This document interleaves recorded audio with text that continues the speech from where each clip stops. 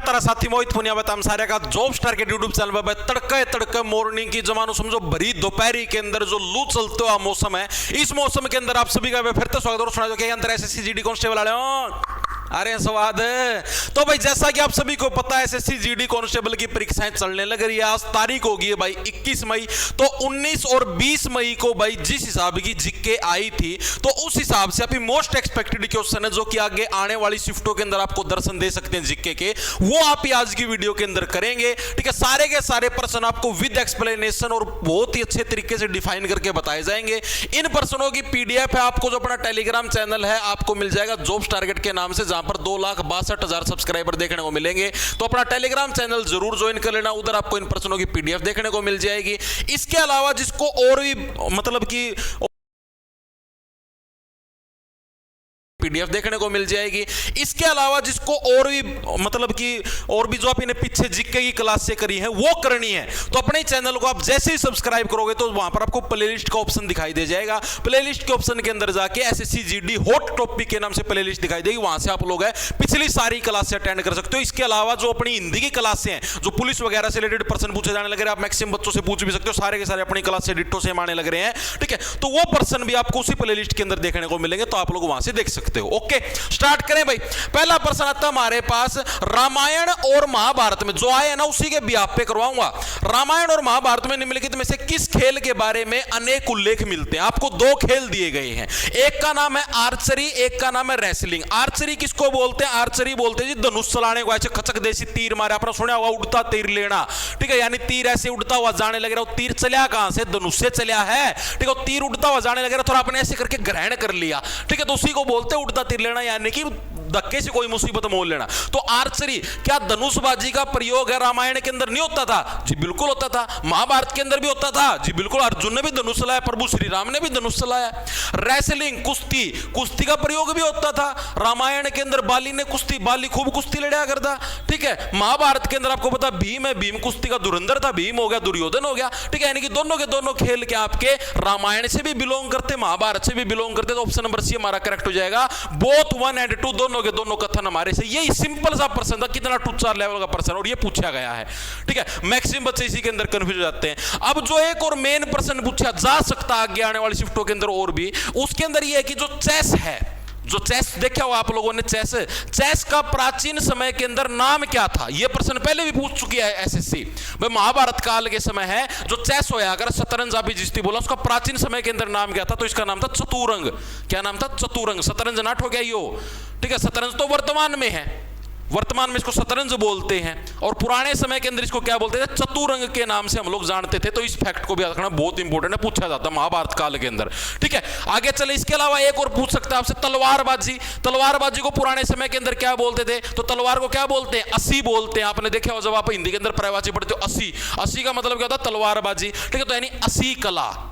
अस्सी कला किसको बोलते हैं भाई? अस्सी कला। तलवारबाजी को अस्सी कला के नाम से भी जाना जाता है। तो इस फैक्ट को याद रखना, ये पुराने समय महाभारत काल की बात होने लगी, उस समय इसको इस नाम से जाना जाता था। ओके, इतने फैक्ट समझ में आगे चलें। चलो जी, अगला प्रश्न आता हमारे पास, पहला अंग्रेज मराठा युद्ध निम्नलिखित में से किस संधि के साथ खत्म हुआ? बहुत ही इंपॉर्टेंट और अच्छा और प्यारा प्रश्न है। देखो, 3 आंग्ल मराठे युद्ध है, तीनों के तीनों तुमको याद करवा दूं एक सिंगल ट्रिक से। आज के बाद कभी भी तुम लोग इसको गलत करोगे ही नहीं। ठीक है, लिखेंगे सभी साथी। सबसे पहला हो गया हमारे पास प्रथम आंग्ल मराठा युद्ध। आंग्ल का मतलब समझते हो? आंग्ल का मतलब हो गया अंग्रेज लोग। ठीक है, मराठा का मतलब जो मराठा समुदाय के लोग थे वो। तो प्रथम आंग्ल मराठा युद्ध। ठीक है, यह आपका कब हुआ था? यह आपका हुआ था 1775 से लेकर आपका 82 तक चला था प्रथम आंग्ल मराठा युद्ध। इसको याद कैसे रखो? देखो, आंग्ल से बन गया उंगली, आंगल से क्या बन गया? अंगुली। ठीक है, और 75 का मतलब हो गया पीछे पीछे। भाई मेरा पाछा पाछा अंगली लेके ना पड़े। ठीक है, कैसे रखो भाई? मेरे पीछे पीछे क्या है? उंगली लेके मत पड़ भाई। ठीक है, 82 नहीं तो भाई क्या है? मैं ब्याज हूं, मेरे पीछे पीछे अंगली लेके ना पड़ा भाई, थोड़ा कंट्रोल रख। ठीक है, और ये हमारा किस संधि के साथ समाप्त हुआ? साल भाई की संधि। कैसे रखोगे? साल भाई। साल बाई की संधि, इसको कैसे याद रखोगे? देखो आपको याद करवाता हूं। भाई तू भाई हक साला है मेरा, जो मेरा पचा पचा आंगली ले ही पड़ रहा है। जेठालाल के पीछे नहीं सुंदर पड़ता था, जीजा जी ये दिलवा दो, जीजा जी मेरी टैक्सी की वो कर दो, टिकट बुकिंग कर दो, फलाना ढिमकाना, ठीक है। तो इसीलिए ये बोलने लगे रहे भाई मेरे पीछे। देखो 75 का मतलब क्या? भाई मेरे पीछे पीछे क्या है, उंगली लेके मत पड़, तू मेरा भाई है या साला है। साल बाई की संधि के साथ प्रथम आंग्ल मराठा युद्ध, चीजें क्लियर हुई, कभी भी नहीं भूलोगे। आपसे पूछेगा प्रथम आंग्ल मराठा युद्ध के समय अंग्रेज अधिकारी कौन था, यानी अंग्रेज गवर्नर कौन था? तो वोरेन हेस्टिंगस, ये भी याद रखना। कौन था? वोरेन हेस्टिंगस, ठीक है। क्योंकि उस टाइम तो 1772 के टाइम, 75 के टाइम पर तो यही था।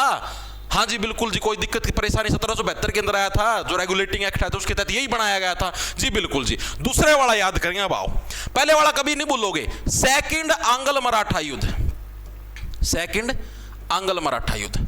देखो दूसरे वाले की बात होगी ना, तो दूसरे वाला सीधी सी बात, देखो सेकंड आंग्ल मराठा युद्ध, पहला रूल तो ये याद रखना कि 2 साल का गैप आएगा दोनों के बीच में, और जोन से साल की बात होने लग रही है उससे अगले साल के अंदर चले, यानी सेकंड की बात होने लग रही है तो 3 आएगा, 2 की बात है तो 3 आएगा, यानी 1803 से लेकर 2 साल का गैप है 1805 तक।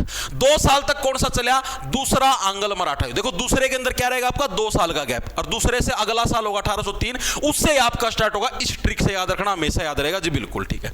इस टाइम अंग्रेज अधिकारी कौन था? वेलेजली। वेलेजली की खूब जड़िया कर दी, ठीक है, 2 रुपया में तेरी जड़ोड़ी ना ठीक कर दिया, यानी वेलेजली के टाइम पर आपका सेकंड आंग्ल मराठा युद्ध हुआ, यानी अंग्रेजों के बीच में और मराठाओं के बीच में, ठीक है जी। इस दूसरे आंग्ल मराठा युद्ध के समय हमारे पास 4 अलग अलग संधि हुई थी, तो चारों के आपको नाम याद रखने हैं। जोन सी इंपॉर्टेंट वो मैं आप लोगों को बताऊंगा। पहले नंबर पे कौन सी हुई थी? बेसिन की संधि। कौन सी हुई थी?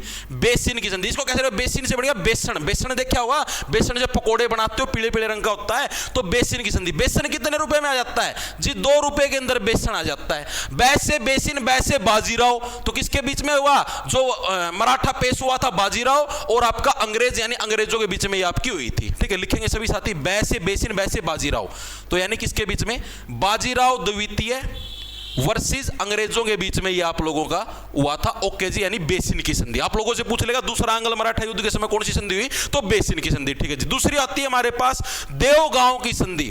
भाई तू 2 रुपए के अंदर बेसन देने लग रहा है, तू तो यार देवताओं के गांव के अंदर रहने लग रहा है भाई, कि तू 2 रुपए के अंदर बेसन देने लग रहा है। देवगांव की संधि, ठीक है। तीसरा आता सुरजी अंजन गांव की संधि।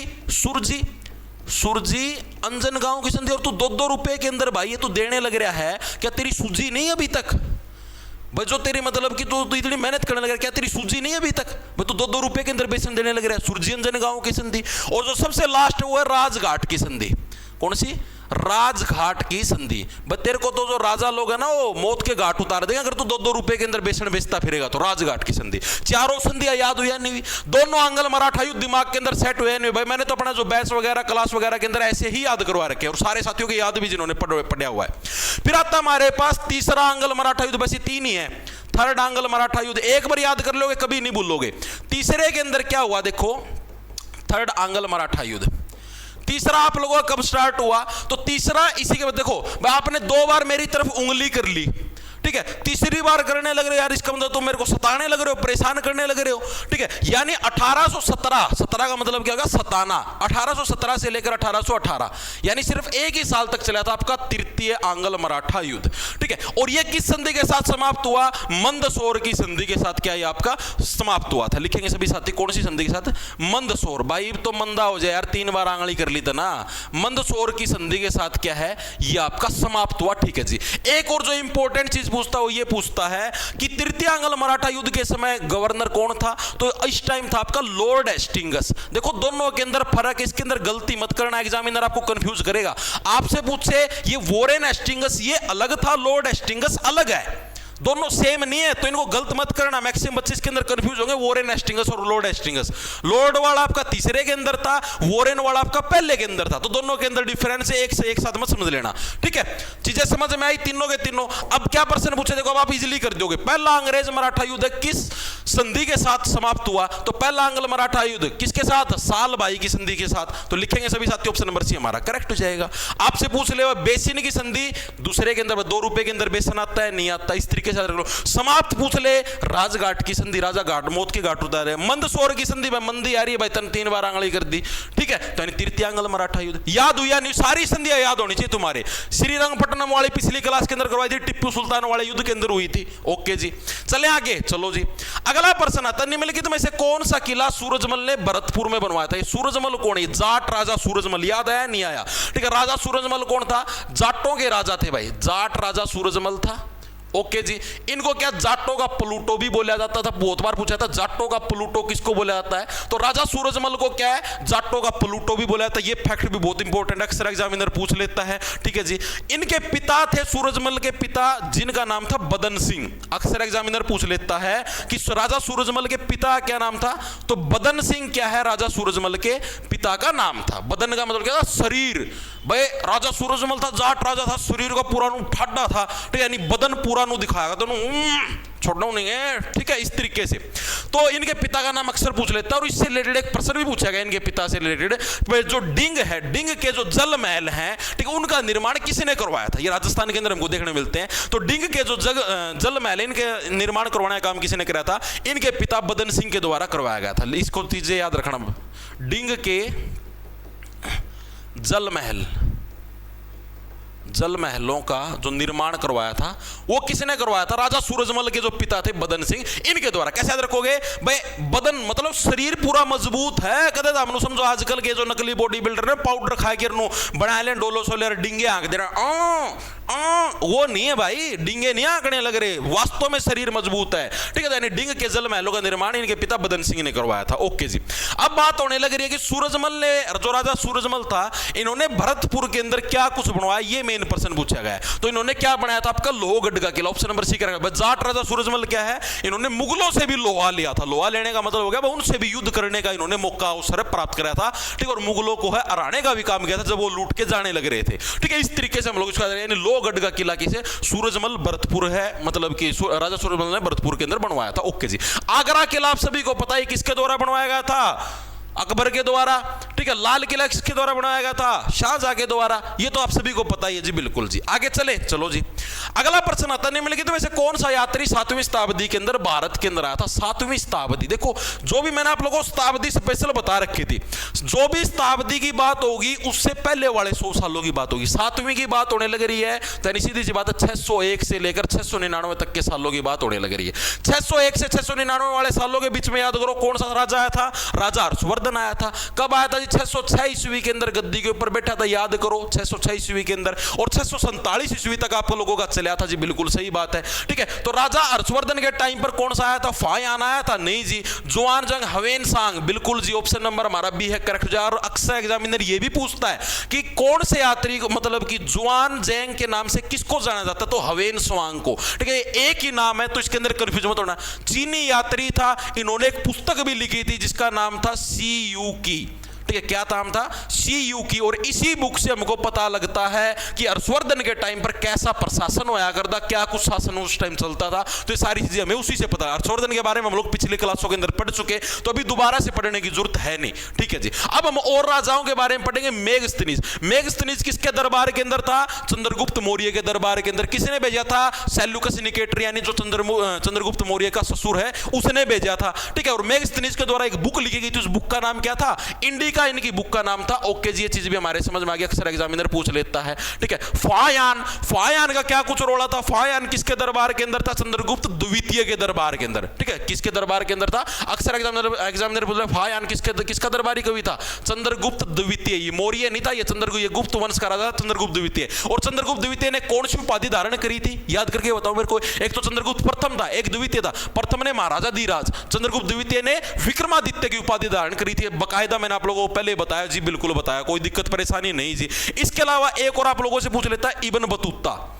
इब्न बतूता है, इब्न बतूता आपका कहां का यात्री था? मोरक्को का यात्री था, याद करो, मोरक्को का यात्री था, ठीक है। और इसके द्वारा कौन सी पुस्तक लिखी गई थी? ये भी अक्सर एग्जामिनर पूछ लेता, तो कौन सी पुस्तक? रेहला, ठीक है। नो बोला मैं तो मोरक्को से यहां पर आया था और अब मैं यहीं पर रहूंगा, यहीं पर मैं हिल चुका, रेहला, ठीक है। इस तरीके से हम लोग इसको भी याद रखेंगे। अगला था हमारे पास अलबरूनी। अलबरूनी किसके साथ आया था? जो महमूद गजनवी आया था भारत को लूटने के लिए, ठीक है, जिसको मूर्ति बंजक के नाम से जाना जाता है, तो अलबरूनी उसके साथ आया था। किसके साथ आया था? महमूद महमूद गजनवी के साथ आया था। और इसके द्वारा क्या कुछ बुक लिखी गई ये भी अक्सर एग्जामिनर पूछ लेता है। तो कौन सी? किताब उल हिंद। कौन सी बुक लिखी गई थी? किताब उल हिंद इसके द्वारा लिखी गई थी जी। बिल्कुल सही बात है, कोई दिक्कत परेशानी नहीं जी, कोई भी दिक्कत परेशानी। ये सारे फैक्ट याद रखा करो जो भी मैं तुमको बताता हूं, ये एग्जाम के अंदर आएंगे। ठीक है, कल एक बच्चे का मैसेज आया था बकायदा, कल वाले एग्जाम के अंदर 20% आए थे, 20 के अंदर से 8% ऐसे थे जो कि अब डायरेक्ट अपनी क्लास से आए थे।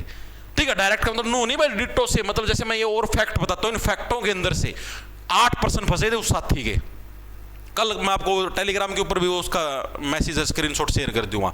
ठीक है, तो ये जो फैक्ट बताता हूं ये इंपॉर्टेंट है, सिर्फ क्वेश्चन पढ़ने से कुछ नहीं होगा, उसके बारे में जो और इंफॉर्मेशन बताता हूं उसको पक्का सुना करो। ठीक है, आगे चले, चलो जी। अगला प्रश्न आता है, भारतीय संविधान के निम्नलिखित में से किस संशोधन अधिनियम ने राष्ट्रीय आपातकाल के संदर्भ में आपका आंतरिक अशांति शब्द को सशस्त्र विद्रोह? पिछली क्लास के अंदर मैंने आप लोगों को बकायदा बताया था कि आंतरिक अशांति जो शब्द है उसको सशस्त्र विद्रोह का मतलब हो गया भाई हथियारों के साथ आप लोग विद्रोह करने लग रहे हो। इस शब्द के साथ कब रिप्लेस किया गया था? क्या मैंने पिछली क्लास के अंदर नहीं बताया था जी? बिल्कुल बताया था, याद करो, मैंने आपातकाल के बारे में पूरा बताया था। 352वां जो हमारा अनुच्छेद उसके अंदर दे रखा राष्ट्रीय आपातकाल, उसके अंदर पहले क्या होता था? उसके अंदर यह था कि भाई अगर हमारे देश के ऊपर बाहरी आक्रमण होता है, नहीं बाहर से कोई व्यक्ति अटैक कर देता है, या हमारे देश के अंदर आंतरिक अशांति, आंतरिक अशांति का मतलब हो गया कि भाई वैसे मतलब वो अशांति हो रही है, भाई प्रधानमंत्री ने फील हो गया वैसे अशांति हो रही है, तो राष्ट्रीय आपातकाल लग सकता है। लेकिन अब है जो आपका कौन सा 44वां संविधान संशोधन हुआ था, इसको याद रखना, सिंपल सी ट्रिक है, 4 + 4 8 यानी 1978। ठीक है, यानी 1978 के अंदर जो 44वां संविधान संशोधन हुआ उसके तहत क्या है, इसको चेंज कर दिया गया, आंतरिक अशांति को नहीं माना जाएगा, सशस्त्र विद्रोह, यानी अगर कोई हथियारों के साथ, शस्त्र का मतलब हथियार, हथियारों के साथ अगर कोई विद्रोह करने लग रहा है ना, तो उसको हम लोग मानेंगे कि हाँ भाई आपातकाल की सिचुएशन है। वैसे आंतरिक शांति के बिहाफ पे नहीं लगा सकते, क्योंकि इंदिरा गांधी जी ने इसका गलत प्रयोग कराया था। उन्होंने अपनी सत्ता के अंदर मतलब इतनी चूर हो चुकी थी, उनका मन यह था मैं सत्ता को ना छोड़ूं, इसलिए क्या उन्होंने आपातकाल लगा दिया था। ये बोली मुझे आंतरिक अशांति फील हुई, तो ये गलत था ना। ठीक है, तो इसीलिए बाद में फिर ये जब आपका 44वां संविधान संशोधन हुआ इसके तहत ये चीज बदल दी गई। ठीक है, 42वां संविधान संशोधन 4 + 2 6 यानी 1976, इसको क्या भारत का लघु संविधान भी बोला जाता है। क्या बोला जाता है? लघु संविधान। इसके अलावा हमारे संविधान के अंदर जितने भी क्या है हमारे मौलिक कर्तव्य हैं, वो सारे के सारे हमारे किस कौन से संविधान संशोधन के तहत ऐड करे गए? मौलिक कर्तव्य सारे के सारे हमारे 42वां संविधान संशोधन साल 1976 इसके तहत सारे के सारे मौलिक कर्तव्य हमारे संविधान के अंदर ऐड करे गए। मौलिक कर्तव्य किस देश के संविधान से लिए गए? अक्सर हर साल एग्जामिनर पूछता है, तो कौन सा? सोवियत संघ, जिसको पहले मतलब जिसको वर्तमान में हम लोग रूस के नाम से जानते हैं, पहले उसको हम लोग सोवियत संघ बोलते थे। तो यानी सोवियत संघ से क्या आपके सारे के सारे मौलिक कर्तव्य लिए गए। अगर आपसे पूछे DPSP, directive principle of state policy यानी नीति निर्देशक सिद्धांत, तो हमने किस देश के संविधान से? आयरलैंड के संविधान से लिए। तो इस फैक्ट को भी याद रख लेना। ओके जी, ये चीज भी हमारे समझ में आ गई, दिमाग के अंदर घुस गई, शाबाश। बिल्कुल बिल्कुल, हाँ, संपत्ति का अधिकार भी इसी के तहत है, वो भी लिखवा देता हूं, देखो लिखो। 44वां संविधान संशोधन है, इसी संविधान संशोधन के तहत क्या है, जो आपका संपत्ति का अधिकार था, पहले यह जो संपत्ति का अधिकार था यह सिर्फ मौलिक अधिकार था। संपत्ति का अधिकार क्या था पहले? ओनली मौलिक अधिकार। तो इसको मौलिक अधिकारों की श्रेणी से हटा के 44वें संविधान संशोधन के तहत इसको क्या बना दिया गया? एक कानूनी अधिकार बना दिया गया। और कौन से अनुच्छेद के अंदर ऐड कर दिया गया? अनुच्छेद नंबर 300। अक्सर एग्जामिनर पूछ लेता है, तो इस फैक्ट को भी याद रखना बहुत इंपॉर्टेंट है। इसके अलावा 44वें संविधान संशोधन के तहत ही हमने एक प्रस्ताव और भी ऐड कराया कि जब भी आपका आपातकाल लगेगा तो लगने के बाद सिवाय 2 अनुच्छेद यानी अनुच्छेद नंबर 20 और 21, ठीक है, 21 के अंदर तो क्या आपका जीवन जीने का अधिकार, अनुच्छेद नंबर 20 के अंदर आपकी गलत गिरफ्तारी के विरुद्ध अधिकार। ठीक है, तो ये 2 अधिकार, ये 2 मौलिक अधिकार ये आपके बचेंगे। इसके अलावा सारे मौलिक अधिकार आपके कैंसिल हो जाएंगे जब भी हमारे देश के अंदर आपातकाल लगता है। तो ये अक्सर पूछा जाता है, तो इस फैक्ट को भी याद रखना। कौन से संविधान संशोधन के तहत? आपके 44वें संशोधन के तहत ये चीजें आपकी ऐड करी गई। ओके जी, आगे चले, आगे चलो जी। पूंजीगत वस्तु है, पूंजीगत वस्तु उद्योग क्या होता है बताओ भाई? पूंजीगत वस्तु उद्योग, पूंजीगत वस्तु उद्योग वो होता है कि जिसके अंदर वह उद्योग जो बाहरी वाणिज्यिक उधारी से काम करता है। इसका मतलब क्या भाई? ऐसा बिजनेस जिसके अंदर आप बाहर से उधार लेते हो तब जाके आपका काम चलता है। क्या इसको पूंजीगत उद्योग बोलेंगे? जी गलत है। वह उद्योग जो खाद्य उत्पादों का निर्यात करता है, यानी खाने वाली जो चीजें हैं उनका जो मतलब उनको बेचने का काम करता है, उसको हम लोग बोले गलत है जी। वह उद्योग जो कच्चे कृषि उत्पादों का प्रसंस्करण करता है, यानी कि जैसे मान लिया आपके पास गन्ना है, गन्ना आता है ना, शुगर केन, ठीक है, उससे आप ये लोग चीनी बनाते हैं, तो क्या उसको बोलेंगे जी गलत हो जाएगा। वह उद्योग जो मशीनें और कलपुर्जे बनाता है, बिल्कुल ऑप्शन नंबर डी हमारा करेक्ट हो जाएगा।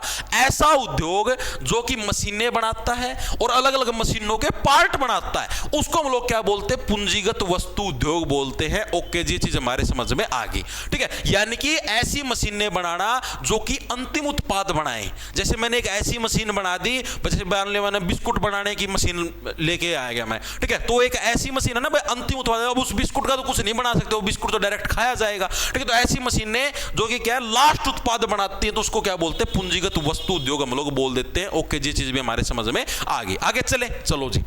अगला प्रश्न आता है, टिप्पू सुल्तान किस वर्ष में मैसूर का राजा बनाया था? सबको पता 1782 के अंदर क्या टिप्पू सुल्तान मैसूर का राजा बनाया था। मल्टीपल टाइम करवा चुका हूं, फिर भी मैक्सिमम बच्चे इसको गलत करके आते हैं। टिप्पू सुल्तान थे भाई, कहां के थे, मैसूर। मैसूर कहां पर पड़ता है, वर्तमान कर्नाटक के अंदर हमको देखने को मिलता है। इनके पिता का क्या नाम था? इनके पिता का नाम था हैदर अली। लिखेंगे सभी साथी, हैदर अली क्या था, इनके पिता का नाम था भाई, पिता का नाम हैदर अली था, टिप्पू सुल्तान के पिता का नाम। अब पूछा गया भाई, टिप्पू सुल्तान राजा तो हम लोगों ने कर दिया, इससे रिलेटेड अब हम लोग और फैक्ट पढ़ेंगे भाई, ठीक है। तो टिप्पू सुल्तान को है किस नाम से जाना था, अक्सर ये भी पूछ लेता है एग्जामिनर। तो टिप्पू सुल्तान को मैसूर का शेर बोलते हैं, ठीक है, अक्सर एग्जामिनर पूछ लेता है मैसूर का शेर किसको बोलते हैं, तो टिप्पू सुल्तान को मेरे भाई मैसूर के शेर के नाम से जाना जाता है। ओके जी, चीज हमारे समझ में आ गई। इसके अलावा टिप्पू सुल्तान है, मतलब इनके टाइम पर 4 आपके युद्ध हुए थे। जैसे अभी मैंने आपको आंग्ल मराठा युद्ध करवाए थे, तीनों के तीनों। पहले वाला कब हुआ था, 1775, पीछे पीछे उंगली लेके 82 तक, ठीक है, सालबाई की संधि। दूसरा वाला आपका 2 साल का गैप, 1803 से 1805। देखो दिमाग के अंदर ऑटोमेटिक सेट होगी चीजें, वैसे आपके कभी याद नहीं होंगे, ठीक है। और आपकी कौन सी संधि के साथ आपका कौन कौन सी बेसन की संधि, 2 रुपए का बेसन आ गया, याद करो, ठीक है। याद आई या नहीं आई? बिल्कुल आने लग रही। तीसरे वाला आपका कब हुआ, आपका 18 सता दिया यार, 1817 से 1818। कौन सी संधि के साथ आपका समाप्त हुआ? मंदसौर की संधि। भाई इतनी मंदी यार तीसरी बार आंगली कर दी, ठीक है। याद हुए या नहीं हुए? सारे याद हुए। उसी टाइप से टिप्पू सुल्तान के भी 4 युद्ध हुए थे भाई, ठीक है। आंगल मैसूर युद्ध के नाम से हम उन युद्धों को जानते हैं, ठीक है। सारे के सारे युद्ध आज हम लोग नहीं करें, क्योंकि आज हम लोगों ने वो वाले 3 कर लिए हैं। अब मैं अगर आपको ये टिप्पू सुल्तान वाले भी करवाऊंगा तो आप लोग भूल जाओगे, ठीक है, आप लोग कंफ्यूज हो जाओगे, उनती याद रखा, गिनती याद रखा, तो ये वाले हम लोग छोड़ देते हैं, ठीक है। इनको हम लोग जैसे कल की क्लास लूंगा तो उसके अंदर आपको अलग से करवा दूंगा, अभी करवाने का कोई फायदा नहीं है। सर जी कोकरोच जनता पार्टी बन गई, इसके ऊपर आपका क्या कहना है? भाई मैं क्या कहूं यार नो तो बताओ।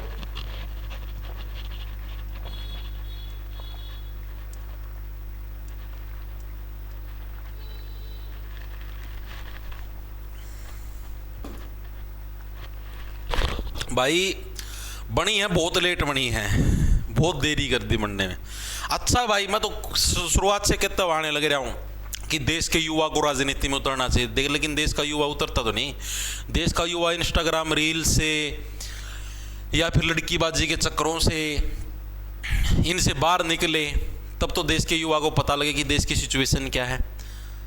अब हमारे देश की सरकार ने भाई फ्री में इतना मतलब डाटा उपलब्ध करवा रखा है। फ्री में तो क्या मतलब कि भाई 700 800 900 पूरी दुनिया के अंदर सबसे सस्ता नेट अपने यहाँ पर, आपको पता हो तो इतनी सुविधाएं उपलब्ध कर रखी। देश का युवा सारे दिन इंस्टाग्राम रील के अंदर रहता है, सुबह उठता है रील चलाता रहता है।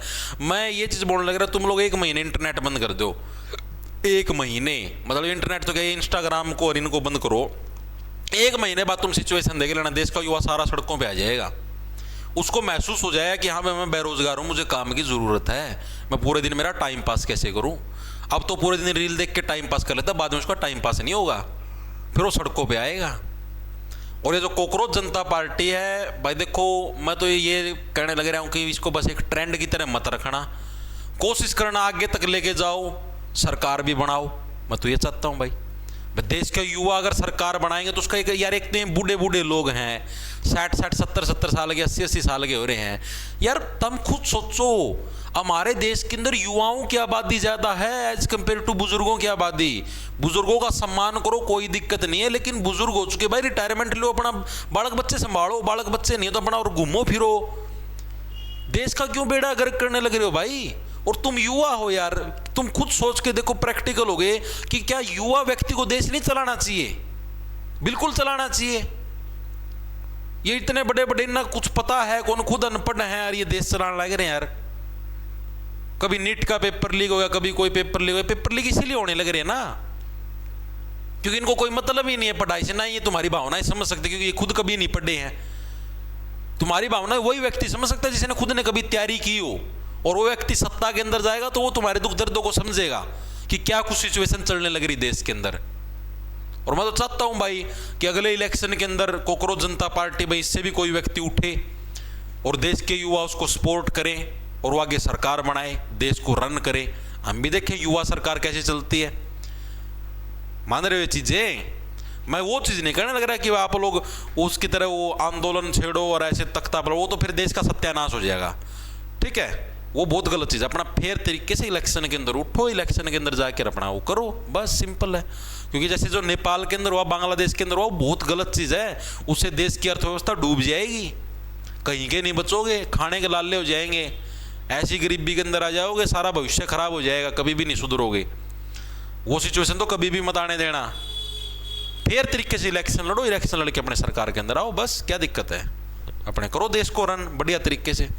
चलें आगे, आगे चलो। निम्नलिखित में से किसे जनसंख्या परिवर्तन का प्राकृतिक कारण माना जाता है? जनसंख्या है वो प्राकृतिक तरीके से परिवर्तित हुआ है। देखो, जनसंख्या दो ही तरीके से प्राकृतिक तरीके से परिवर्तित हो सकती है। या तो जन्म ज्यादा हो जाए, मान लिया जैसे हमारा देश है, हमारे देश के अंदर जनसंख्या परिवर्तन किस वजह से होने लग रहा है? जन्म दर बहुत ज्यादा है।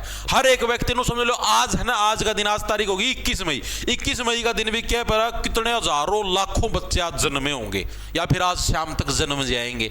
ठीक है, यानी डेली नो समझ लो हजारों के अंदर, लाखों के अंदर अपनी जनसंख्या बढ़ने लग रही है डेली। ठीक है, तो यानी कि जन्म दर। दूसरा होता है मृत्यु दर। ये आपके प्राकृतिक कारण, अब ज्यादा मृत्यु होनी शुरू हो जाए, मान लिया इलाज कम मिलने लग रहा है तो उसके इसके अंदर देश की जनसंख्या कम हो जाएगी, यानी जन्म दर। तो प्रवास, प्रवास क्या नेचुरल चीज होता है? प्रवास का मतलब होता है आप एक देश छोड़ के दूसरे देश के अंदर जाने लगे रहे हो। क्या वो प्राकृतिक कारण है जनसंख्या का? नहीं, प्राकृतिक काम पर वो तो। अब जैसे मान लिया अब यार मेरे को मान लिया किसी और देश के अंदर बसना है तो मैं मेरी मर्जी से बसूंगा। प्रकृति थोड़े ना ये कहने लग रही है तू हमारा देश छोड़ के चला जा, मानने लग रही है चीजें। भगवान थोड़े ना भाई तुमको भाई यहां से गायब करके सीधा किसी और देश के अंदर प्रस्तुत कर दिए तुम। लेकिन अब आगे आगे थोड़े दिनों के अंदर तुम देखना, थोड़े सालों के अंदर, कि प्रकृति खुद भी कहेगी कि हमारा देश छोड़ के चले जा। तो क्यों कहेगी? क्योंकि देश का ऐसा भट्ठा गोल कर रखा है, भगवान कसम, इतना प्रदूषण, इतना पोल्यूशन, इतना सारा सिस्टम है। नेताओं ने सिर्फ अपनी जेब भरी है। ठीक है, करोड़ों अरबों रुपए इनके खातों के अंदर पड़े हैं, इनके पार्टी फंडों के अंदर पड़े हैं, तो देश के लिए कुछ छोड़ा ही नहीं भाई इन्होंने। हर चीज़ यहाँ पर बिजनेस लगाएंगे, यहाँ पर प्लांट लगाएंगे, अंडमान निकोबार के पेड़ों को उड़ा दो, कोई दिक्कत नहीं भाई। ठीक है, सारी स्पीसीज खत्म कर देंगे, सिर्फ विकास करना। ऐसे विकास का क्या करोगे भाई जब तुम जीने जोगे नहीं बचोगे? और तुम आगे खुद भी देखे लेना, जो साथी अभी जैसे थोड़े हैं, मतलब तुम लोग अभी जैसे बेरोजगारी के अंदर के दौर के अंदर अभी संघर्ष करने लग रहे, कल को जॉब मिल भी जाएगी तो अभी तुम कुछ ज़्यादा नहीं उखाड़ पाओगे। जो लोग अमीर है ना, करोड़पति लोग हैं, सारे देश छोड़ के दूसरे देशों के अंदर शिफ्ट हो जाएंगे, अभी भी शिफ्ट होने लग रहे हैं। उन देशों के अंदर बढ़िया एनवायरनमेंट मिलने लग रहा है। यार व्यक्ति पैसा किस लिए कमाता है? एक अच्छा जीवन जिसके, और उसके पास पैसा तो अब यहाँ पर तुम अच्छा जीवन नहीं प्रोवाइड करने लगे तो दूसरे देश के अंदर शिफ्ट होगा। कभी तुमने ये देखा अमेरिका कोई नागरिक भारत के अंदर रहने आया हो, भारत के अंदर शिफ्ट हो गया हो? दुबई का कोई भारत के अंदर शिफ्ट हो नहीं होते भाई। यहाँ पर टैक्स लगते हैं इंग्लैंड जैसे, सुविधाएं मिलती हैं कि बताऊं मैं, श्रीलंका का भी खराब। ठीक है, तो ऑप्शन नंबर ए हमारा करेक्ट हो जाएगा, ओनली 1। आगे चलें, चलो जी। अगला प्रश्न है, किस सुल्तान ने बंजारों का इस्तेमाल नगर के बाजारों में अनाज की ढुलाई के लिए किया था? ये बड़ा अच्छा और प्यारा प्रश्न है। देखो ये क्या है, बंजारे, आपको बताता हूं। बंजारा किसको बोला था? बंजारा उसको बोला था जो एक जगह से दूसरी जगह पे घूमता रहता है, साथ में अपने वो पशु रखता है, जैसे गधे हो गए, घोड़े हो गए, इस तरीके के पशु रखेगा। उन पशुओं के ऊपर है अपना अनाज वगैरह, अपने कपड़े वगैरह लाद के है वो। जैसे मान लिया आज यहाँ पर, आज हरियाणा के अंदर है, कल यूपी के अंदर चलेगा, परसों बिहार के अंदर चलेगा। तो इस तरीके से जो ट्रैवल करते रहते हैं उनको हम लोग क्या बोलते हैं? उनको बंजारे बोलते हैं। तो ऐसा कौन सा सुल्तान था हमारी हिस्ट्री के अंदर भाई, इतिहास के अंदर, जिसने बंजारों का इस्तेमाल नगर के बाजारों में अनाज की ढुलाई के लिए किया था? तो ऐसा काम एक ही व्यक्ति कर सकता है, 2 चुटिया वाला Alauddin Khilji. Option number B हमारा करेक्ट हो जाए। अलाउद्दीन खिलजी मैं आपको पहले बता चुका हूं, ये अपनी सेना का बहुत ध्यान रखता था भाई। ठीक है। स्पेशल इसने अपनी सेना के लिए ऐसे बोला, भाई सेना के लिए भाई अनाज तो उपलब्ध करवाना पड़ेगा बाजारों के अंदर। तो इसने क्या करा, भाई जो भी शहर के अलग अलग हिस्से होते थे या जो भी गांव वगैरह होते थे, वहां से जो भी अनाज होता था, इसने बंजारों की ड्यूटी लगा दी, तुम्हारी ड्यूटी होगी, हम बकायदा तुमको पैसे पे करेंगे कि अपने घोड़ों गधों के ऊपर अनाज लाद लाद के है यहां पर आपको नगर के बाजारों के अंदर पहुंचाना, ताकि हमारे सैनिक वगैरह भूखे ना मर सकें। तो इसने इन बंजारों का प्रयोग करा था सबसे पहले इस तरीके की ढुलाई के लिए। ठीक है, आपसे भी यह पूछा जाता है कि अलाउद्दीन खिलजी के समय जो बाजार होते थे, उन बाजारों को क्या बोलते थे? उसको बोलते हैं सहना ए मंडी। बहुत बार आता है एग्जाम के अंदर, क्या बोलते हैं? सहना ए मंडी। तो बहुत इंपॉर्टेंट है, इस फैक्ट को याद रखना, अक्सर एग्जामिनर पूछता है। ठीक है, फिर बाद में रोगे कि हाँ जी ये क्या हो गया। इसके अलावा आपसे पूछ ले, दाग और उलिया प्रथा की स्थापना किसने करी? तो दाग एंड उलिया प्रथा की स्थापना भी अलाउद्दीन खिलजी के द्वारा करी। ये क्या थी जी? ये दाग का मतलब होता है कि जैसे घोड़ा का ना, घोड़े के ऊपर लोहे को गर्म करके ऐसे कोई दाग लगाना, कोई निशान बनाना। ठीक, उस निशान का मतलब है भाई ये घोड़ा अच्छी कंडीशन के अंदर और युद्ध के अंदर यूज करने के लायक है। ठीक है, तो इसको बोलते हैं दाग और उलिया प्रथा। ठीक है, ऑप्शन नंबर बी हमारा करेक्ट हो जाएगा। आगे चले, चलो जी अगला प्रश्न आता है, निम्नलिखित में से किस राजवंश ने भारत पर केवल 15 वर्षों तक शासनकाल किया था? यह भी अच्छे लेवल का प्रश्न है। तो 15 वर्षों तक किसने करा था? एक बार के लिए आप ऑप्शन देखो, सूर्यवंश, खिलजी वंश, तुगलक वंश या फिर लोधी वंश। तो पहली बात तो मैं आपको दिल्ली सल्तनत के वंशों के बारे में पढ़ा चुका हूं। दिल्ली सल्तनत के सारे वंश याद रखने की निंजा टेक्निक क्या है? एक ट्रिक याद रखो, सख्त सा लोंडा, सख्त सा लोंडा। ठीक है, याद रह जाएगी। ऐसे क्या बन गया? सलेव। सलेव का मतलब क्या होता है? गुलाम, यानी जिसको हम लोग बोलेंगे गुलाम वंश। और गुलाम क्या होते हैं? मामूली लोग होते हैं, या फिर हम इसको बोल देंगे मामलुक वंश। ओके जी, कुतुबुद्दीन ऐबक इसका संस्थापक था। कैसे बन गया हमारे पास? खिलजी वंश। खिलजी वंश का कौन सा था हमारे पास? जलालुद्दीन खिलजी था, वो इसका संस्थापक होता था। ओके जी, अलाउद्दीन खिलजी उसका आगा भतीजा, भतीजा इस तरीके से चलता था। टी से बन गया हमारे पास तुगलक वंश, मोहम्मद बिन तुगलक। ठीक है, तुगलक वंश। ओके जी, ऐसे से हमारे पास बन गया सैयद वंश, खिजर खान इसका संस्थापक था। ठीक है, किसका वो आया करदा यो सेनापति? याद करो, चंगेज खान। चंगेज खान था कि ना, वो उसका क्या नाम था रे? चंगेज खान नहीं, वो 1398 के अंदर जिसने भारत के ऊपर अटैक कराया था, और उसका नाम बोलो, एकदम दिमाग का मतलब निकल गया। 1398 के जिसने भारत के अंदर अटैक कराया था, तैमूर। ठीक है, तैमूर था, तैमूर के साथ आया था भाई ये। ठीक, जिन्हें अटैक करने का काम करता है। एलडी से बन गया हमारे पास लोधी वंश, लोधी वंश। ठीक है, लोधी वंश क्या था? दिल्ली सल्तनत का अंतिम वंश। अक्सर एग्जामिनर आपसे पूछता है दिल्ली सल्तनत का अंतिम वंश कौन सा था? लोधी वंश था। ओके जी, अब जो मेन चीज आप लोगों से अक्सर एग्जामिनर पूछ लेता है, एक तो चीज ने ये पूछ ली कौन सा वंश था जिसका शासनकाल मात्र 15 वर्ष का रहा। ठीक है, तो ये कौन सा ये हो जाएगा हमारे पास जी? सूर्यवंश। सूर्यवंश कौन सा जी? याद करो, शेर शाह सूरी। याद आया नहीं आया? 1540 के अंदर कन्नौज और बिलग्राम का युद्ध हुआ था, जिसके अंदर शेर शाह सूरी ने किसको हराया था? अकबर का जो बाबू आया करता हुमायूं, हुमायूं को हराने का काम कर रहा था। याद आया नहीं आया?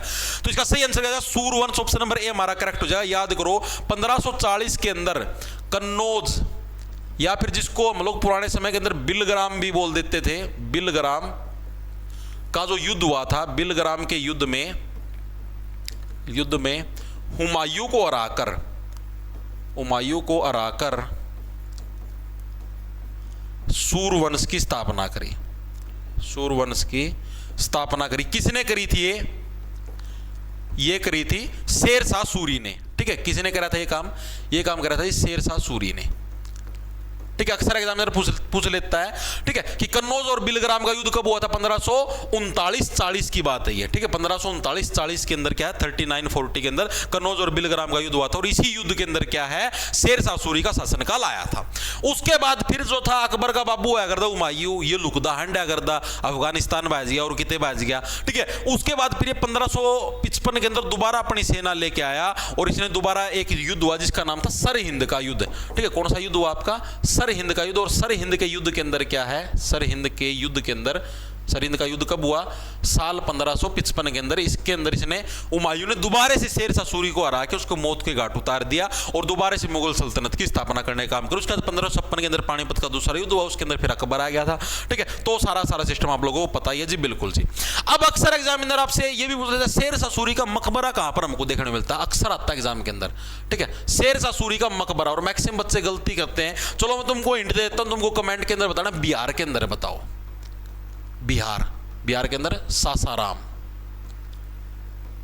ठीक है, वहां पर हमको इसका मकबरा देखने मिलता है, अक्सर एग्जामिनर पूछता है।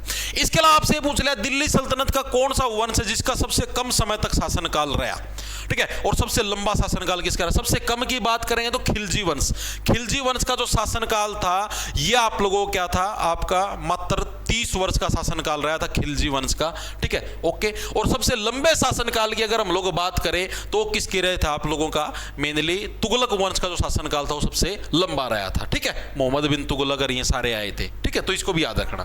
अगला प्रश्न आता है हमारे पास, निम्नलिखित में से कौन सा राज्य कि नीति के निदेशक तत्वों की स्थापना का उद्देश्य नहीं है। राज्य के जो नीति निदेशक तत्व हैं, DPSP, directive principle of state policy, कौन से अनुच्छेद तक है, अनुच्छेद नंबर 35 से हमारे स्टार्ट हो जाते हैं और 51 तक हमारे चलते सारे के सारे डीपीएसपी। तो इसके अंदर याद रखिए डीपीएसपी की जो स्थापना है, ठीक है, इसके अंदर मेनली कौन सी चीज हमारी शुमार नहीं है, ये प्रश्न आप लोगों से बकायदा पूछा गया है। तो इसके अंदर हमारे क्या कुछ होंगे बताओ। देखो, कल्याणकारी राज्य की स्थापना करना जी बिल्कुल है, आर्थिक लोकतंत्र जी बिल्कुल है, सामाजिक लोकतंत्र बिल्कुल है, राजनीतिक लोकतंत्र की स्थापना करना नहीं है, सामाजिक आर्थिक लोकतंत्र की स्थापना करना, कल्याणकारी राज्य बनाना। तो ऑप्शन नंबर डी हमारा करेक्ट हो जाएगा, ये इसकी स्थापना का मेन उद्देश्य नहीं है। ओके जी, ये चीज भी हमारे समझ में आ गई भाई, ठीक है, मतलब 36 से समझ जाया करो यार तुम। भाग नंबर 4 डीपीएसपी के बारे में लिखेंगे, डीपीएसपी कौन से उसके अंदर है, भाग नंबर 4 के अंदर हमको देखने को मिलते हैं डीपीएसपी, जी बिल्कुल सही है, ठीक है। इसके अलावा अगर हम लोग आर्टिकल की बात करें, कौन से अनुच्छेद नंबर 36 से लेकर 51 तक सारे हमारे डीपीएसपी हैं। किस देश के संविधान से लिए हम लोगों ने, आयरलैंड के संविधान से लिए हैं, ओके जी, आयरलैंड से लिए हैं। तो ये फैक्ट याद रखना, बाकायदा पूछे जाते हैं हर साल, ठीक है। इसके अलावा एक जो मेन चीज पूछी जाती है क्या जो डीपीएसपी है ये वाद योग्य है या नहीं, वाद योग्य, हिंदी में इनको वाद योग्य बोलते हैं, इंग्लिश में इनको बोलते हैं जस्टिएबल, है या नहीं है, तो नोट, ठीक है। डीपीएसपी जस्टिएबल नहीं यानी वाद योग्य नहीं। वाद योग्य का मतलब क्या कि क्या आप इनको कोर्ट में चैलेंज कर सकते हो, जी नहीं, डीपीएसपी को हम लोग कोर्ट के अंदर चैलेंज नहीं कर सकते, ओके जी। अगला प्रश्न आता है हमारे पास, ब्रिटिश सरकार द्वारा भारतीय आर्म्स एक्ट है किस वर्ष में पारित किया गया। ये आर्म्स एक्ट ये क्या था मैं आप लोगों को बताता हूं। जैसे ये आर्म्स एक्ट आया था 1878 के अंदर, ठीक है, और ये जो मेन काम करे थे ये करे थे लिटन ने, लिटन आपका इसको कैसे रखो, लिटन के द्वारा क्या सारे लिटे हुए काम करे, लिटे हुए काम करता था, जो बिल्कुल लो लेवल के काम थे वो सारे इसने किए। लिटन ने 1878 के अंदर आर्म्स एक्ट लेके आया। यही आपका वर्नाकुलर प्रेस एक्ट हर साल पूछा था, वर्नाकुलर प्रेस एक्ट कब आया, तो ये भी आपका लिटन के द्वारा ही आया था, वर्नाकुलर प्रेस एक्ट, ये भी 1878 के अंदर आया था। अब एग्जामिनर आप लोगों से ये भी पूछता है कि जो वर्नाकुलर प्रेस एक्ट है, ओ सॉरी एक और चीज याद रखना, लिटन के द्वारा ये जो सिविल सेवा थी हमारी, सिविल सर्विसेज थी, इसकी जो आयु है वो 21 से घटाकर कितनी 18 वर्ष करी गई। पहले इसने रूल बना रखा था भाई 21 साल से छोटी उम्र का वो व्यक्ति है वो सिविल सर्विसेज यानी आईएएस आईपीएस इसके लिए अप्लाई नहीं कर सकता। बाद में इसने रूल चेंज किया कि भाई 21 से छोटा भी है इसके लिए अप्लाई कर सकता है, 18 वर्ष वाला भी कर सकता है। अब क्या हुआ, लिटन ने सारे काम लिटे हुए करे, इसने भारतीय आर्म्स एक्ट लेके आया। ये इसके तहत क्या था कि कोई भी भारतीय व्यक्ति हथियार नहीं रख सकता। अंग्रेज लोग हथियार रख सकते हैं, बंदूक वगैरह सब कुछ रख सकते हैं, लेकिन भारतीय व्यक्ति हथियार नहीं रख सकते। इसने ये रूल बना दिया, यानी एक तरीके से इसके अंदर तो भेदभाव हो गया, भारतीयों को लाइसेंस लेना पड़ेगा हथियार रखने के लिए, ठीक है। तो सबसे पहले जो ये लेके आया, यही लेके आया था। फिर उसके बाद एक अंग्रेज अधिकारी आया जिसका नाम था रिपन। रिपन ने हर एक चीज का रिबन काटा, ऐसे रिबन ही काटा, उद्घाटन। इसने सबसे पहले तो वर्नाकुलर प्रेस एक्ट था, इसको रिमूव करा। ये क्या था वर्नाकुलर प्रेस एक्ट, ये प्रेस की स्वतंत्रता का आनंद था कि हाँ भाई कोई भी अखबार वाला, कोई भी न्यूज़पेपर मीडिया वाला है, सरकार के खिलाफ अगर कुछ भी छापता है तो उसको हम लोग खत्म कर देंगे, जैसे जो स्थिति वर्तमान में है। वर्तमान के अंदर भी तो यही है, इसीलिए तो गोदी मीडिया बोलते हैं। गोदी मीडिया और क्या है, गोदी मीडिया यही है, सरकार के खिलाफ कुछ नहीं बोलते हो, फटती है उनकी कि सरकार हमको एडवर्टाइजमेंट देना बंद कर देगी। सरकार ने एडवर्टाइजमेंट देनी बंद करी तो इनकम का सोर्स रुक जाएगा, न्यूज़ चैनल ऑटोमेटिक बंद हो जाएगा। तो हर किसी को पैसा कमाना है, पैसे के लिए अब चाहे किसी की चाटनी पड़ जाए हम तो चाटेंगे, दबा के चाटेंगे, चाहे जीभ छिल जाए तो भी चाटेंगे। इसी को तो बोलते चाटुकारिता, इसीलिए उसको गोदी मीडिया बोलते हैं। और इसी वजह से आज के दिन में कोई भी गोदी मीडिया का मतलब कि एंकर सक्सेसफुल नहीं है, कोई देखता ही नहीं। टीवी चैनल लोग आज के दिन में सब यूट्यूब देखते हैं, हर एक व्यक्ति को मतलब टीवी चैनल से ज़्यादा यूट्यूब पे विश्वास है। टीवी चैनल पे तो कोई मतलब बहुत लो रेटिंग हो चुकी है टीवी चैनलों की, कोई नहीं देखता। ये जितने भी न्यूज़ वाले चैनल हैं सब यूट्यूब के ऊपर आ गए, सबको यूट्यूब के ऊपर ज़्यादा विश्वास होता है। तुम्हारे जैसा मेरे जैसा कोई व्यक्ति खड़ा होकर कोई समाचार सुनाने लगे उस पर ज़्यादा विश्वास है कश्यप से, तो समझ गए, डैश डैश कश्यप। ओके, तो चीज़ें क्लियर हुई। तो ये था हमारा ऑप्शन नंबर ए हमारा करेक्ट हो जाएगा। ठीक है जी। अगला प्रश्न आता है हमारे पास, ध्रुवसेन द्वितीय किस वंश का सबसे महत्वपूर्ण शासक था? ध्रुवसेन द्वितीय, तो जो ध्रुवसेन द्वितीय था भाई, ये मेनली जो मैत्रक वंश है। कभी पढ़ा मैत्रक वंश? नहीं पढ़ा जी, हम तो डीप जीके पढ़ते ही नहीं जी, हम तो मोटा मोटा पढ़ते हैं। तो मोटा मोटा पढ़ोगे तो बेटा उसके अंदर कभी मैत्रक वंश नहीं पढ़ोगे। एंशिएंट हिस्ट्री को जाके देख लेना, मैत्रक वंश अलग से करवा रखा है बैच के अंदर। ठीक है, तो इनको पढ़ लिया करो, पार्थ पढ़ने के लिए तो बना रखे हैं। तो मैत्रक वंश से कौन बिलोंग करता था? ध्रुवसेन द्वितीय। और ये किसके टाइम का, मतलब किस राजा का समकालीन था? अक्सर एग्जामिनर पूछ लेता है कि ध्रुवसेन द्वितीय किस राजा का या फिर किस वंश का समकालीन था। तो ये जो आपका हर्षवर्धन होया करता आपका, ठीक है, लिखेंगे सभी साथी, जो हर्षवर्धन था, हर्षवर्धन का समकालीन था। ठीक है, यानी जिस टाइम आपका हर्षवर्धन का शासनकाल चलता था उसी टाइम आपका ध्रुवसेन द्वितीय का शासनकाल चलता था। और ये मेनली गुजरात के अंदर शासनकाल करता था ध्रुवसेन द्वितीय। ठीक है, चीजें समझ में आई या नहीं आई? बिल्कुल बिल्कुल। हाँ, आपसे पूछ भी लेता है कि जो मैत्रक वंश है, मैत्रक वंश की राजधानी का क्या नाम है? तो मैत्रक वंश की जो राजधानी है उसके बारे में अक्सर पूछता, तो इसकी राजधानी का क्या नाम है? वल्लभी। और वल्लभी हमें कहां पर देखने को मिलता है? वर्तमान गुजरात के अंदर में वल्लभी देखने को मिलता है। आपसे पूछ भी ले मैत्रक वंश किस राज्य का वंश है, तो या फिर किस राज्य के अंदर ये शासन करता था? तो कहां पर? गुजरात के अंदर मेनली शासन करने का काम करता था। ठीक है, हर्षवर्धन के साथ इसकी लड़ाई भी हुई थी, युद्ध भी हुआ था, लेकिन बाद में हर्षवर्धन के साथ संधि कर ली थी, फिर मिलकर दोनों भाइयों ने शासन कराया था। ठीक है, उसके बाद हर्षवर्धन ने अपनी बेटी की शादी है वो भी ध्रुवसेन द्वितीय से करी थी। अक्सर एग्जामिनर पूछ लेता है। ठीक है, तो इस तरीके से भी याद रखना। ओके जी, आगे चले, चलो जी। अगला प्रश्न आता हमारे पास, सातवाहन वाला तो आपने पढ़ लिया था। सातवाहन का आप लोगों से पूछा, सातवाहन वंश का संस्थापक कौन था? सिमुक। सिमुक आपका सातवाहन वंश का शासक था मेनली। आप लोगों से एक प्रश्न और भी पूछेगा कि सातवाहन वंश का सबसे फेमस शासक कौन सा था? तो सातवाहन वंश का सबसे फेमस शासक था, वो था आपका गौतमीपुत्र सतकर्णी। कौन था? गौतमीपुत्र सतकर्णी।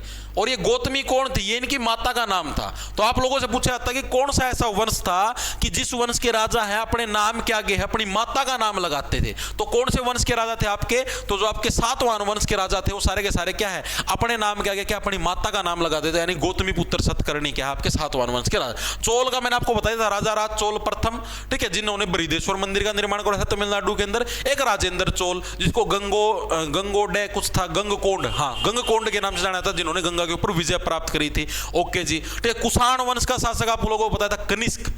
कुषाण वंश का शासक था। ठीक है, मेन जो संस्थापक था, याद करो चौथी बहुत संगीत हुई थी इन्हीं के टाइम पर। कनिष्क कानों के अंदर कुंडल डाल के, कुंडल वन के अंदर। ठीक है, ओके जी।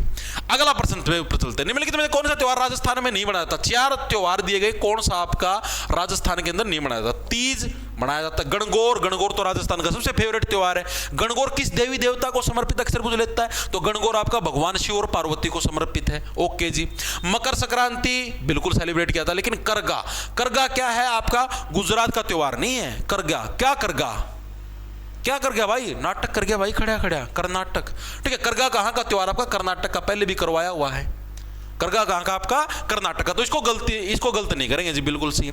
इसके अलावा राजस्थान के बारे में एक और चीज पूछी जाती है, पुष्कर मेला कहां पर लगता है? पुष्कर मेला, पुष्कर मेला आपका राजस्थान के अंदर लगता है। राजस्थान के अंदर कौन सी जगह? अजमेर।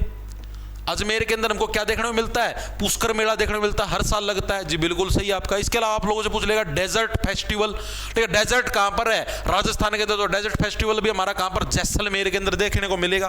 ठीक है, पूछता है हर साल डेजर्ट फेस्टिवल, हिंदी में लिखा आता है ये भी डेजर्ट फेस्टिवल।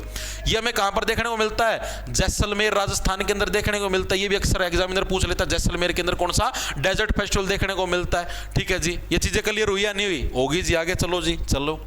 तमिलनाडु का कौन सा पारंपरिक नृत्य महिलाओं द्वारा एक लय पर ताली बजाते हुए एक चक्कर में नृत्य करके किया जाता है? देखो इसको कैसे रखोगे? ये ऐसा नृत्य जिसके अंदर किसी भी म्यूजिकल इंस्ट्रूमेंट का प्रयोग नहीं होता। अक्सर एग्जामिनर पूछता तमिलनाडु के ऐसे त्योहार का नाम बताओ जिसके अंदर कोई भी वाद्य यंत्र का प्रयोग नहीं होता, तो वो कौन सा आपका? कुम्मी। ऑप्शन नंबर ए हमारा कह रहा है कुम्मी। कुम्मी का उल्टा बन गया चुम्मी। इसको याद कैसे रखोगे? इसको ऐसे ही याद रखेंगे। तमिल का मतलब क्या था? तमिल से बन गया तू प्लस मिल। तमिल का अगर हम लोग संधि विच्छेद करेंगे तो क्या बनेगा? तू प्लस मिल। तू एक बार मेरे से मिल तो सही, चुम्मी तो मैं तेरी अपने आप ले लूंगा, कुम्मी चुम्मी इस तरीके से याद रहे, बिल्कुल सही है। अब उसके अंदर ताली ही बजती रहती है भाई, ठीक है, ढोलक तो नहीं बजेगा चुम्मी लेने के अंदर, सीधी सी बात है। यानी कुम्मी नृत्य के अंदर क्या है, तमिलनाडु राज्य के अंदर कौन सा हमें कुम्मी नृत्य देखने को मिलता है जी, बिल्कुल ये चीज भी हमारे समझ में आ गई। गिद्धा कहाँ का है, गिद्धा पंजाब का है। गिद्धा नृत्य कहाँ का, हमारा पंजाब राज्य का जो फेमस लोक नृत्य वो कौन सा आप लोगों का, गिद्धा है, ठीक है। इसके अलावा नागालैंड की अगर हम लोग बात करें तो नागालैंड का आप सभी को पता ही कौन सा है, हॉर्नबिल फेस्टिवल, जिसको हम लोग क्या बोलते हैं, त्योहारों का त्योहार बोलते हैं। और नागालैंड को क्या बोलते हैं, त्योहारों के राज्य के नाम से नागालैंड को जाना जाता है, ठीक है। हॉर्नबिल फेस्टिवल कब से कब तक सेलिब्रेट होता है, 1 से 10 दिसंबर तक सेलिब्रेट होता है, हर साल पूछता है। ओके जी, आगे चले, चलो जी। अगला प्रश्न, भारत में पहली मंदिर निर्माण गतिविधि किस राजवंश के शासनकाल के दौरान शुरू हुई थी? ये बड़ा अच्छा प्रश्न है। भारत के अंदर जो पहली बार जो मंदिर है वो किस राजवंश के शासनकाल के दौरान बनाया था? पहली बार, फर्स्ट टाइम जो मंदिर है वो पूछा गया कब आपका बनाया था। टुसु भाई झारखंड का भी बोल सकते हो, पश्चिम बंगाल का भी बोल सकते हो, दोनों के अंदर सेलिब्रेट होता है टुसु। झारखंड बोल लो या फिर बंगाल बोल लो, दोनों के अंदर सेलिब्रेट होता है टुसु, ठीक है। कैसे टुसु, देखो झारखंड में झाड़ना, ठीक है। हम लोग क्या, जैसे मान लिया आपके कभी सुसु करते हो, सुसु करते हाथ पे सुसु पड़ जाए तो आप ऐसे झाड़ते नहीं, इस तरीके से झारखंड टुसु सुसु, ठीक है। चलो, तो पहली मंदिर निर्माण गतिविधि किस राजवंश के शासनकाल के दौरान हुई? तो गुप्त राजवंश भाई, गुप्त वंश के दौरान क्या है, सबसे पहली बार क्या है आपका, सॉरी ये क्या हो गया, ऑप्शन गलत लिख दिया क्या इसने, हिंदी गलत लिख दी, सॉरी इसको ठीक करो एक बार।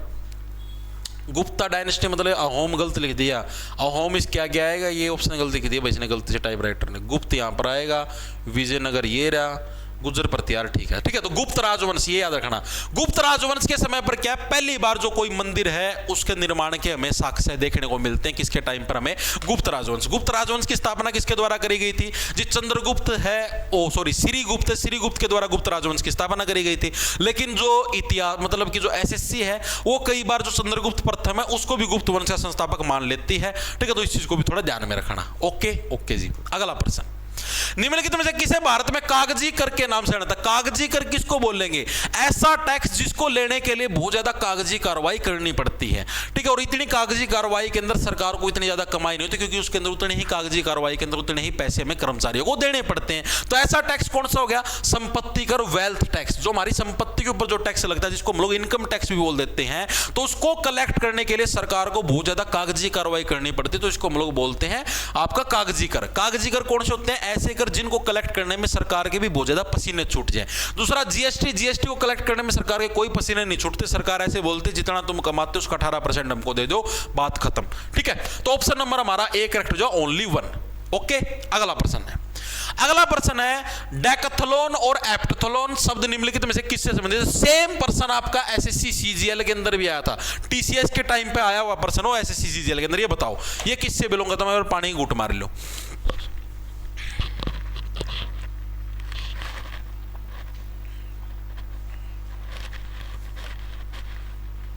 सर आज तो आप पूरे आर्मी के चीफ अरे सिंपल बुरसट है यार, आर्मी का चीफ न करे कोई फीत दिक्कत है मना यार, इधर भी तो होती है, डायरेक्ट सिंपल बुरसट है, एंड बालक है।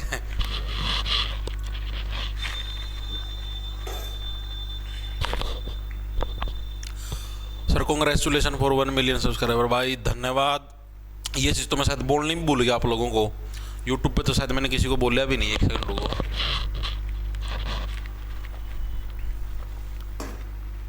टेलीग्राम व्हाट्सएप चैनल वाले बच्चों को तो पता है, डिस्क्रिप्शन में व्हाट्सएप चैनल का लिंक है भाई, उसको भी फॉलो कर लो, ठीक है। एक चीज उसके ऊपर भी सारी यही भर्तियों से रिलेटेड सारी इन्फॉर्मेशन मिलती है, आपके व्हाट्सएप पे मिलती रहेंगी, आपका नंबर शेयर नहीं होगा कहीं पे भी, वो चैनल है, ठीक है, फॉलो होता है। वो नंबर मेरे को भी नहीं दिखते आपके नंबर, ठीक है। अब क्या चीज़ बोल रहे हैं, हाँ तो भाई अपने 1 मिलियन सब्सक्राइबर हो गए भाई, उसके लिए आप सभी का तहे दिल से धन्यवाद भाई, ठीक है। कभी सोचा नहीं था भाई इस मुकाम तक भी पहुंचेंगे। 2019 के अंदर चैनल शुरू करा था, सितंबर 2019 के अंदर, वैसे मज़े के अंदर स्टार्ट करा था, कोई ये लक्ष्य भी नहीं था कि भाई एजुकेशन लाइन के अंदर घुसेंगे या कुछ और करें, वैसे ही जस्ट फॉर एंटरटेनमेंट पर्पज़। और भाई आज आप सभी के प्यार और सपोर्ट की बदौलत भाई हम लोग यहाँ तक पहुँचे हैं, ठीक है। आप लोग हो तो भाई मैं हूँ, सिंपल सी कहानी है, ठीक है। आप लोग जब तक अपना प्यार सपोर्ट दिखाते रहोगे तब तक हम लोग विद्यमान हैं इस धरती के ऊपर, ठीक है। हम लोग मेहनत करते रहेंगे और कोशिश करेंगे कि आगे इससे भी दुगनी मेहनत करें, और इसी तरीके से आप लोगों के लिए अच्छा अच्छा कंटेंट लाते रहें, आप लोगों के लिए मेहनत करते रहें और आप लोग भी अपना प्यार और सपोर्ट इसी तरीके से बरकरार रखेंगे। बाकी भगवान की दया से भाई मुझे शुरुआत से आप लोगों का बहुत अच्छा प्यार और सपोर्ट मिला भाई, उस सभी के लिए मैं आप लोगों का तहे दिल से धन्यवाद करता हूँ भाई, सर झुका के। ठीक है भाई, तो देखो भाई डेक्थलॉन और एप्टथलॉन ये होता क्या है। देखो डेक्का का मतलब क्या था, आप लोगों ने कभी साइंस के अंदर बोलते हैं डेक्का, डेक्का का मतलब होता है 10, हेप्टा का मतलब होता है 7। ठीक है, ये क्या होती है, ये खेल की प्रतियोगिताएं होती हैं, डेक्थलॉन एप्टथलॉन। इसके अंदर मेनली होता क्या है, ये गेम के इवेंट होते हैं, एथलेटिक्स इवेंट्स। ठीक है, एथलेटिक्स स्पर्धाएं होती है। इसके अंदर ये होता है जैसे भाई मान लिया 2 दिन के गेम हो गए, 2 दिन गेम चलेंगे, उसके अंदर टोटल 10 गेम होंगे। डेक्थलॉन के अंदर क्या टोटल उसके अंदर 10 गेम हो गए, जैसे रनिंग का गेम हो गया, स्विमिंग का गेम हो गया, ठीक है, और कोई सा टोटल उसके अंदर 10 गेम हो गए। एप्टथलॉन के अंदर क्या टोटल उसके अंदर 7 गेम हो गए। ठीक है, वजह से इसके अंदर ये गेम भी होगा, दौड़ भी मारनी है, ऐसे भाला भी फेंकना है, स्प्रिंट भी करनी है। ठीक है, तो ये क्या, ये एथलेटिक्स स्पर्धाएं हैं। बस 2 दिन चल पड़े, 3 दिन चल पड़े जो गेम चलते हैं। ठीक है, बस 10 गेम चलेंगे, इसके अंदर 7 गेम चलेंगे, पूरा एक प्रोग्राम होता है। जैसे वर्ल्ड कप नहीं चलता, वर्ल्ड कप के अंदर 10 मैच होंगे, 11 मैच होंगे, उसी टाइप से। ओके, अगला प्रश्न, न्याय के संदर्भ में भारतीय संविधान की उद्देशिका में निम्नलिखित में से किस शब्द का उल्लेख किया गया। ये बड़ा अच्छा प्रश्न है। मैंने आपको देखो भारतीय संविधान की उद्देशिका के बारे में बताया। उद्देशिका आप सभी को पता ही होगा, प्रस्तावना हम लोग जिसको बोलते हैं। उद्देशिका मतलब क्या है, प्रस्तावना। जो फ्रंट पेज नहीं तो जैसे मेरी कोई बुक है तो मैं उस बुक का जो फ्रंट पेज है मैं उसके ऊपर ये लिख दूं, ये बुक मैं इसको समर्पित करता हूं फलाना ढिमकाना जो होता है। ठीक है, तो ये उद्देशिका होती है, इसको प्रस्तावना बोलते हैं, जिसको हम लोग इंग्लिश के अंदर प्रीफेस भी बोल देते हैं। प्रीफेस, ठीक है, प्रस्तावना। प्रीएम्बल भी बोल देते हैं, प्रीफेस भी बोलते हैं, इसी के सिनोनिम है। कभी वोकैबुलरी पढ़ोगे इंग्लिश में तो तुमको पता भी लगेगा। अब क्या होता है, अब हमारी जो प्रस्तावना है संविधान की, उसके अंदर जो न्याय है, न्याय जो शब्द है, तो उसके अंदर 3 टाइप के न्याय दिए गए हैं। कितने टाइप के? 3 टाइप के जो न्याय है उनका वर्णन हमको देखने को मिलता है। कौन कौन से? सामाजिक, आर्थिक और राजनीतिक न्याय। ठीक है, सामाजिक मैं उल्याणी भूल गया उसकी फोटो, वरना मैं आपको दिखा भी देता। राजनीतिक और आर्थिक न्याय, मतलब हर तरीके से आपको न्याय मिलेगा। तो ये पूछा मैं किस शब्द का उल्लेख है? पंथ निरपेक्ष, समाजवादी, संपूर्ण प्रभुत्व संपन्न, आर्थिक। आर्थिक का उल्लेख है न्याय के अंदर? जी बिल्कुल है, न्याय के संदर्भ में तो पूछा है। ठीक है, आर्थिक का है, राजनीतिक का, सामाजिक का है, यही तो दे रखे। सामाजिक आपसे भी पूछ लेता है, कई बार ये भी पूछा गया है कि भारतीय संविधान की प्रस्तावना के अंदर कितने टाइप के न्यायों का वर्णन है। तो 3 टाइप के न्याय, सामाजिक, आर्थिक और राजनीतिक न्याय। तो न्यायों की संख्या भी बाकायदा याद रखना, ये भी अक्सर एग्जामिनर पूछ लेता है, तो इसको भी आप लोग हल्के में मत लेना।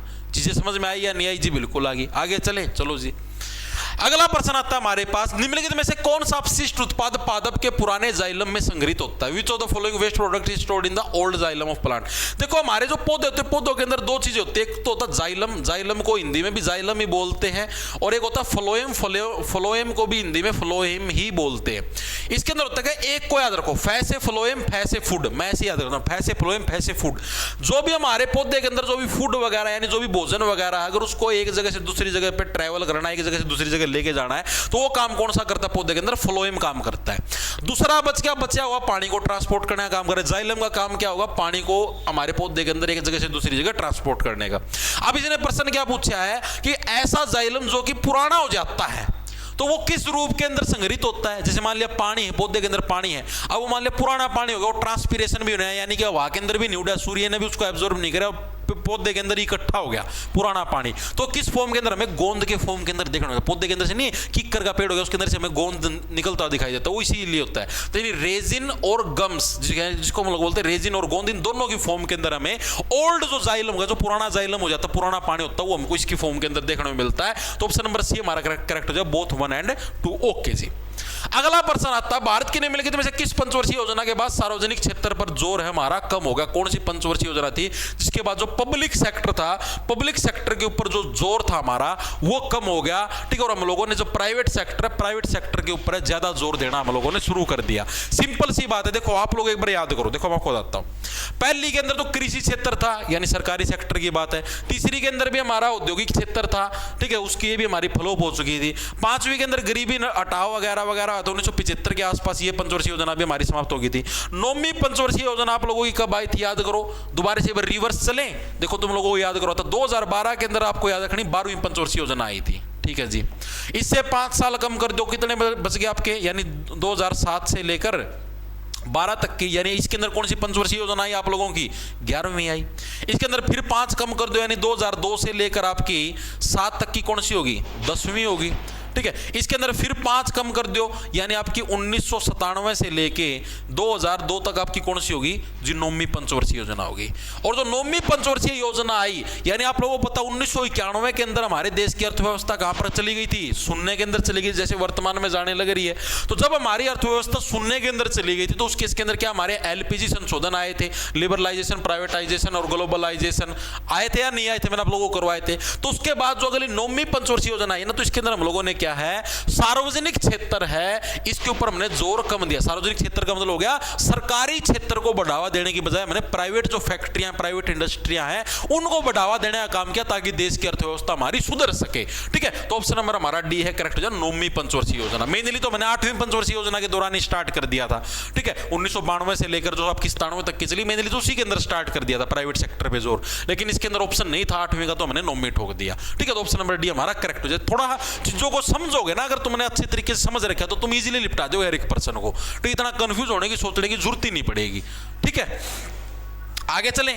अगला प्रश्न, अली वर्दी खान के बाद निम्नलिखित में से कौन बंगाल का नवाब बना? अली वर्दी खान किसका पिताजी था? सिराजुद्दौला का जो पिता था उसका नाम था अली वर्दी खान। ठीक है, तो सिराजुद्दौला क्या अली वर्दी खान की मृत्यु के बाद बंगाल का नवाब बना था सिराजुद्दौला, जो कि आपका 1757 के अंदर क्या था? आपका प्लासी का युद्ध हुआ था। और इसी प्लासी के युद्ध के बाद क्या, प्लासी का पर बंगाल के अंदर हमको देखने मिलता है, प्लासी के युद्ध के बाद क्या अंग्रेजों का भारत के अंदर पहली बार शासन के अंदर इन्होंने कदम रखा था।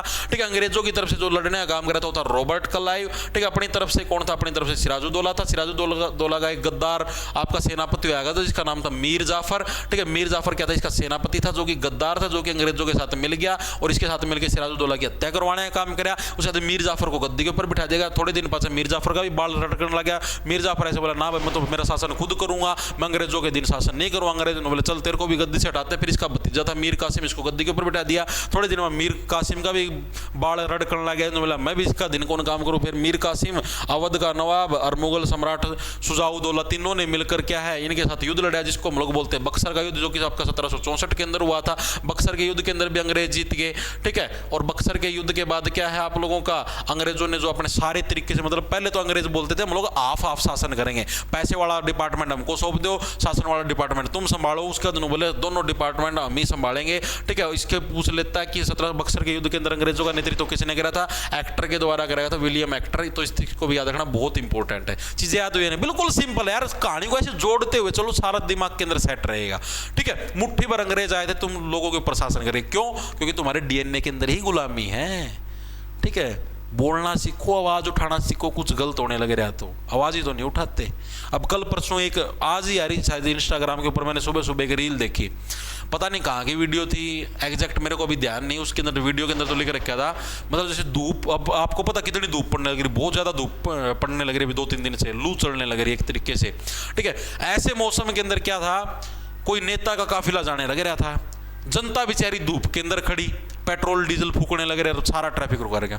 सारे लोग गाड़ियों से उतर के सड़क पे आ गए, पुलिस वालों को बकायदा बैक होना पड़ा और सारा ट्रैफिक चलवाना पड़ा। ऐसे इकट्ठे रहोगे ना, संगठित रहोगे, तो आप लोग मतलब कि समझो भाई अन्याय के खिलाफ फतेह हासिल कर लोगे, जीत हासिल कर लोगे। ठीक है, और ऐसे टूटे रहोगे, कोई पुलिस वाला या कोई भी और थर्ड पार्टी है बिना बात किसी व्यक्ति को परेशान करने लग रहा है, पीटने लग रहा है, और तुम ऐसे खड़े खड़े देखने लग रहे हो, तो ऐसे ही पिटोगे, फिर तुम भी पिटोगे। आज वो पिटने लग रहा है, कल को तुम पिटोगे। ठीक है, आगे चलो। किण्वन प्रक्रिया, ये अब बहुत बार करा, फर्मेंटेशन प्रोसेस, पिछली बार भी करवाया था आप लोगों को। किण्वन प्रक्रिया के दौरान पायरुवेट के अंतिम उत्पाद क्या होते हैं? बड़ा अच्छा प्रश्न। देखो, 2 तरीके से होती है फर्मेंटेशन प्रोसेस। एक तो होती है ऑक्सीजन की प्रेजेंस के अंदर, एक होती है ऑक्सीजन की अब्सेंस के अंदर। ठीक है, ऑक्सीजन की उपस्थिति के अंदर होती है एक फर्मेंटेशन प्रोसेस, और एक किसके अंदर होती है? ऑक्सीजन की अनुपस्थिति के अंदर। तो दोनों के दोनों आप लोगों को पता होनी चाहिए, तभी आप लोग इस चीज को कर पाओगे अच्छे तरीके से। क्या हुआ? बिल्कुल बिल्कुल बिल्कुल, अरे तुम इस चीज की टेंशन ना लो, ये चीज मेरी है ये चीज ना टेंशन लो तुम, सारी चीज करवाने की जिम्मेदारी अपनी है भाई। और हिंदी की भाई बकायदा मैं सारी क्लास से करवा चुका हूं, अब उसके अंदर और कुछ नया कंटेंट नहीं है। जितने भी प्रश्न आने लगे जो मैंने आपको करवाए थे पहले वही आने लगे, कुछ नया नहीं आने लगे मेरे भाई। जो आपको करवा चुका है ना मैं, पुलिस से रिलेटेड वगैरह वगैरह, सारे वही क्वेश्चन आने लगे रहे हैं और इससे अलग कुछ भी नहीं आने लग रहा। अगर कुछ आता तो आप लोगों को करवा देता।